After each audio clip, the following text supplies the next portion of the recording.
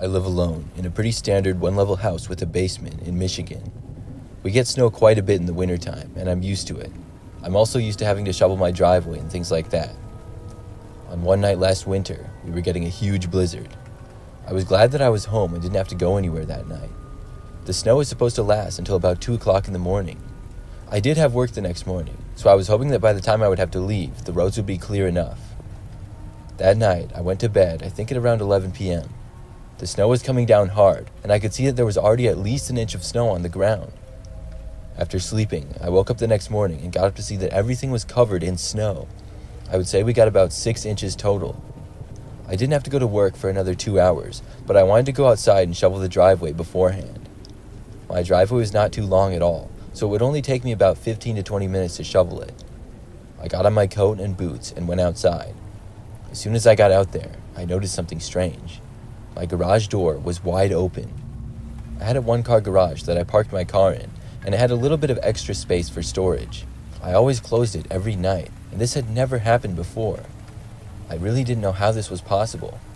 I decided that for some reason, I must have forgot to close it the previous day.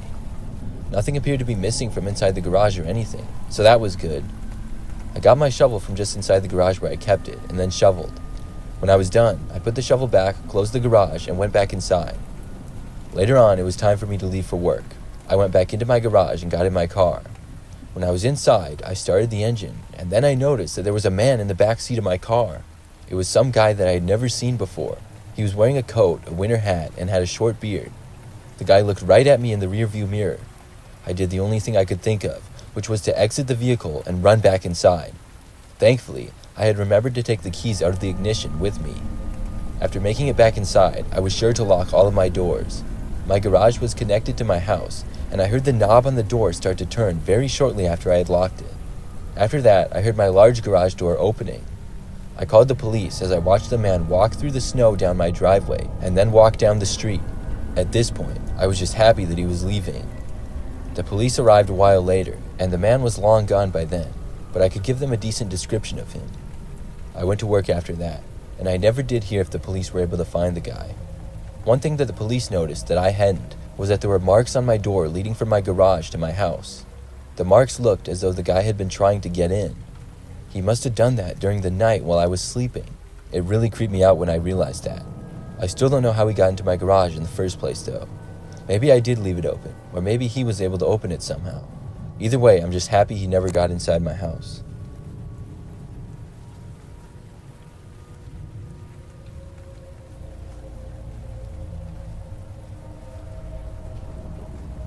This story happened just about a week ago, and it's still very fresh in my mind.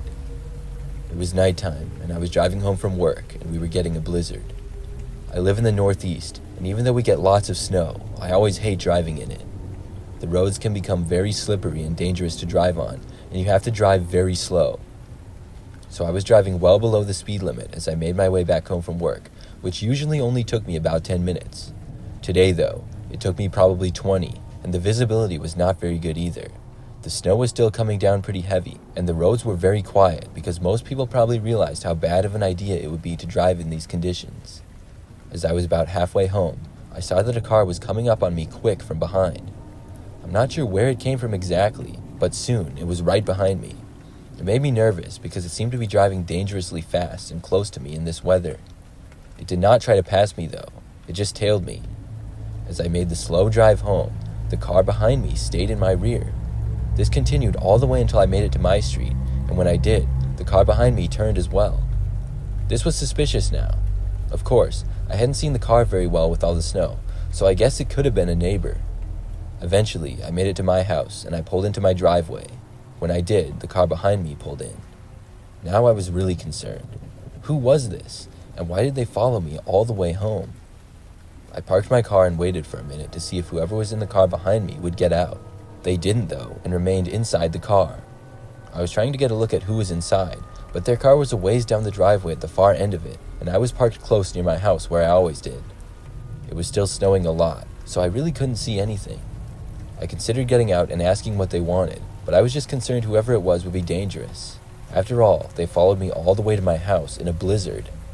I figured that it would just be best to go inside my house. I waited for about another minute inside my car, and then opened my door and walked to my house. I was worried whoever was in the car behind me would get out and chase after me or something like that, so I moved quickly. But when I made it inside and shut the door, I looked back and saw that whoever was out there was still inside their car. They remained at the back of my driveway and their engine was still running. I watched from the window for a good 5 minutes straight. They just stayed there and nothing changed. It was concerning, but I wasn't quite sure what to do. I really didn't want to go out and ask them what they wanted, but I also didn't think that it was worth calling the police or anything like that. It was getting late and I was tired and wanted to go to bed, but didn't feel comfortable doing so with the car there. I got ready for bed anyways, but several times looked back to the window to see if the car was still there. This was causing me to stay up later than I wanted to. Finally, about an hour later, I watched the car back out of my driveway and then drive away. I was so happy to see it. The snow was still coming down pretty heavy at this point, but I now felt completely safe at home. I went to bed after that, and the next morning I woke up and made a cup of coffee. As I was drinking my morning coffee, I looked outside. It was now sunny and all of the snow had passed through. However, there was a large amount on the ground. My car was covered in snow, even after I had gotten home late the night before. As I looked outside, it took me a while, but I saw something odd. Most of the yard and driveway were covered in a smooth layer of fresh snow, but then I saw some footprints. They were not mine from the night before though. These were much more recent than that. Then I saw where they were coming from. I went outside to investigate further. I saw that there were footprints heading all the way from the back of my driveway, and there were also some tire tracks at the back of my driveway as well. They were both relatively fresh, and the footprints started near the back of the driveway and went up to the front door of my house. Then they went into the front yard next to my house and around to the side. After going around to the side of the house, I followed the footprints even further to the back, and they stopped right at my bedroom window. When I saw this, I was horrified. Whoever had followed me last night must have come back later and walked all the way to my bedroom window. So many things about this creeped me out, and still creep me out.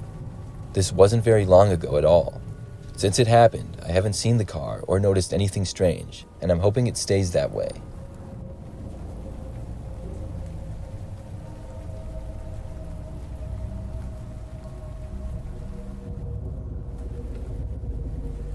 Back when I was in school, I always loved when it snowed a lot, because that meant we might get a snow day.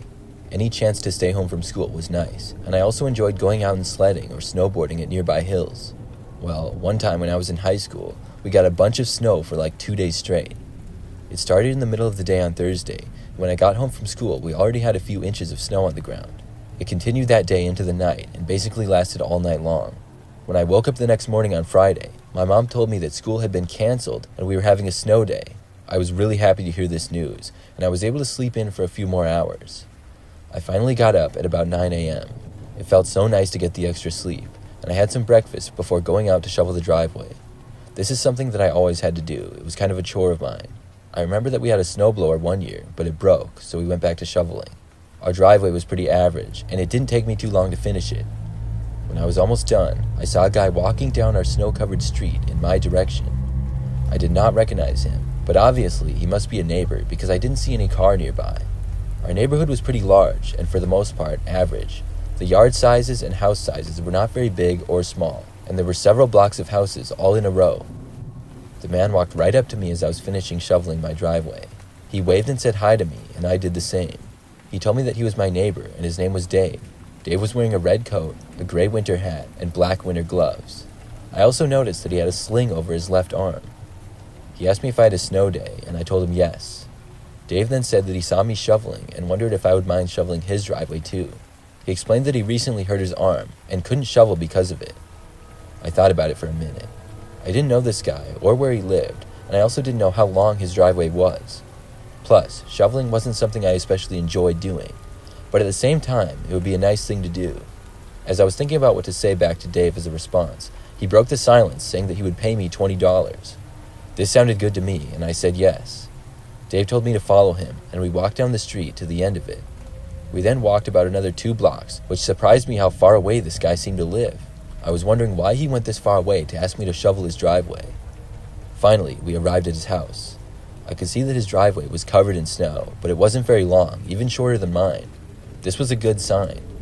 Dave told me that I could use his shovel, and it was just inside his garage. He said he would also pay me now before he forgets, and I followed him to his garage. We didn't go through the large garage door that a car would, but instead we went through a smaller one on the side. When I first saw inside the garage, I could see that it was completely empty. No shovels, no car, no nothing. I stopped at the doorway. Dave was several steps ahead of me, and then stopped when he realized I wasn't following him anymore. He turned around and faced me, then smiled. "Come on in," he said. I just kept standing there. Dave then slowly took the sling off of his arm and threw it to the ground, then waved at me with the arm that had been in the sling. His tone then changed, and he said, "Get in here now." I backed up a few steps, and Dave started walking towards me. When he did, I turned around and started running as fast as I could back home. I ran through his front yard that was filled with snow and nearly slipped when I got back out onto the street. Dave followed me to the end of his front yard, but then stopped, and I was able to make it back home safely. I told my mom all about it when I got back, and we drove over there, but when we did, my mom said she knew that house, and the owners didn't live there during the winter.